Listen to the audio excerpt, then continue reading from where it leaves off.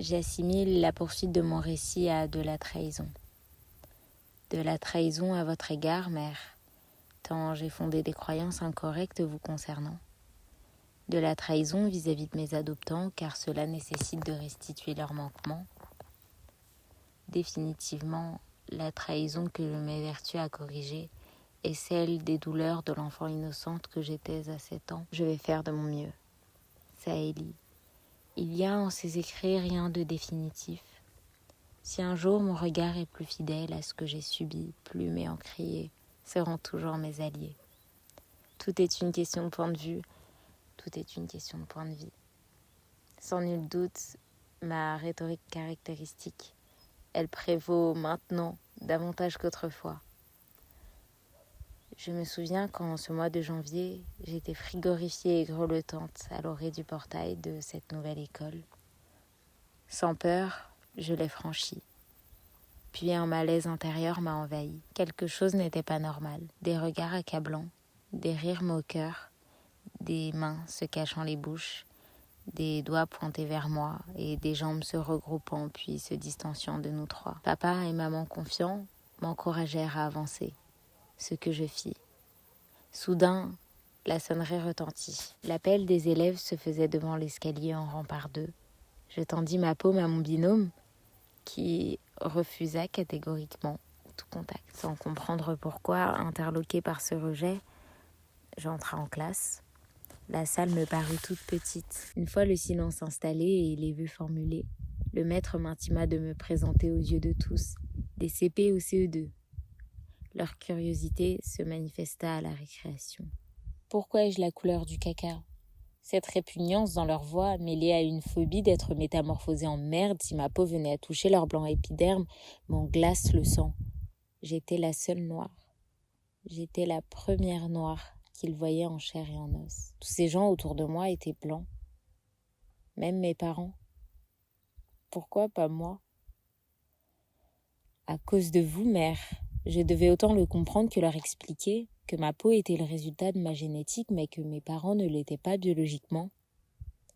J'en parlais avec détachement, bien qu'envahi par cette irrépressible impression d'infiltrer le corps du mauvais enfant.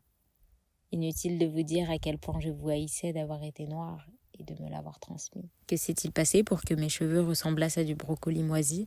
Mère, est-ce que la vôtre est capable d'en prendre soin jusqu'à vous embellir ? Car la mienne, non. Et la seule coiffeuse là-bas refusait de s'y risquer. Comment cela se fait-il que je parle leur langue ? Leurs oreilles s'accommodèrent aussi mal à l'accent parisien de mon phrasé désuet que mon ouïe à leur patois provençal. Communication compliquée. À quoi bon parler s'il faut s'efforcer d'écrire pour se faire comprendre ? Pas leur méthode. Je tolérais difficilement que mon apparence soit un prétexte à insulte, nonobstant me faire juger contre mon expression oratoire, en laquelle j'avais confiance, m'amusais simplement. D'une part, cela comblait mon besoin de légitimer ma présence dans ce pays, d'autre part, cela me donnait l'impression d'argumenter d'égal à égal. Ressentir ce premier basculement, de l'injure à la fierté, était si valorisant que je ne les prenais plus au mot. Pour tout dire, mère, vous êtes la première pour qui j'enrichis mon vocabulaire. Du plus profond de mon juvénile intellect, j'espère que vous soyez une femme lettrée. J'aspire à être comprise par vous plus que quiconque. Malheureusement, en laissant Paris derrière moi, j'ai aussi délaissé une professeure de maoré, notre dialecte natal. Si nos langues ne peuvent se répondre, notre timbre de voix est-il gage de bonne réception ? Le son de vos cordes vocales me donnerait-il le sentiment de m'entendre ? Entendre la cloche du retour en cours, quant à elle, s'annonça plus douloureuse que le précédent interrogatoire. L'œuvre étudiée était Rémi sans famille. Prétexte supplémentaire pour outrage ironique et motif d'harcèlement. Ils soutenaient votre choix de m'avoir abandonné. Vous leur sembliez l'inconnue la plus logique quant à ce que je méritais. La matinée m'avait coupé l'appétit. Qu'importe les légumes du potager ou les sourires hypocrites servis en plat de résistance.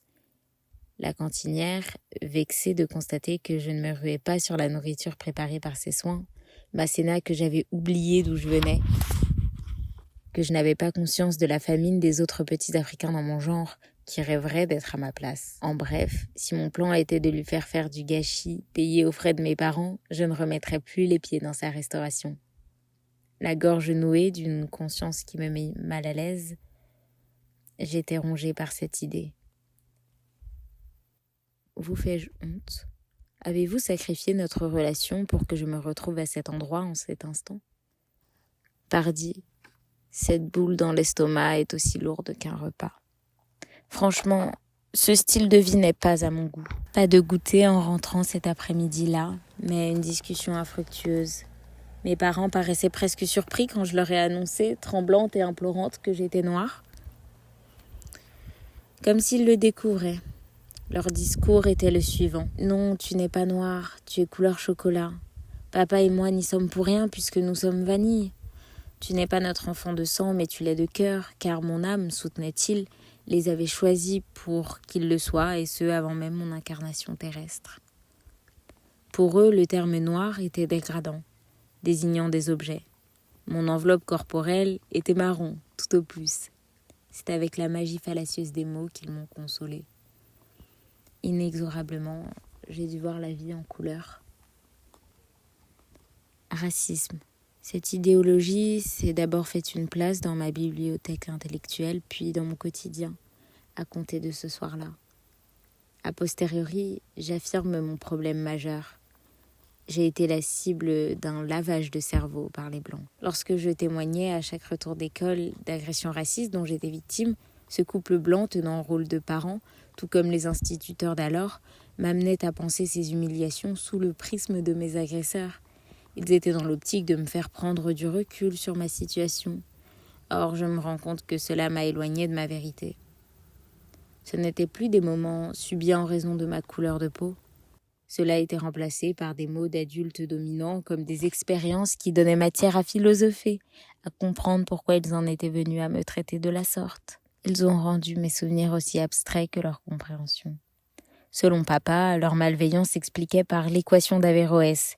L'ignorance mène à la peur mène à la haine et la haine conduit à la violence. Il me disait, avec la blancheur de sa peau et le fantôme des discriminations anti-italiens de sa jeunesse, que la sagesse était ma seule arme contre la médiocrité. En revanche, je me demande pourquoi ce n'était pas à eux de faire preuve de maturité et de m'épargner la violence des stigmatisations desquelles j'étais d'évidence heurtée. En fait, ils ne voulaient pas prendre leur part de responsabilité dans l'indésirable charge raciale. Quand j'ai demandé une protection, celle de retourner vivre à Paris, là où ces délits n'étaient pas admis, ils jugeaient ce besoin en caprice. À Montbrun-les-Bains, je me trouvais reléguée au rang de victime systématique qui doit se montrer compréhensive. Ma plume a perdu de sa candeur, mais je n'écris plus depuis les plaies à vif. J'écris depuis les cicatrices, calculatrices, minimisées, refoulées, plumées par Saïli. Et l'on doit tout entière la prendre ou la laisser. Tout est bon chez elle, y a rien à jeter.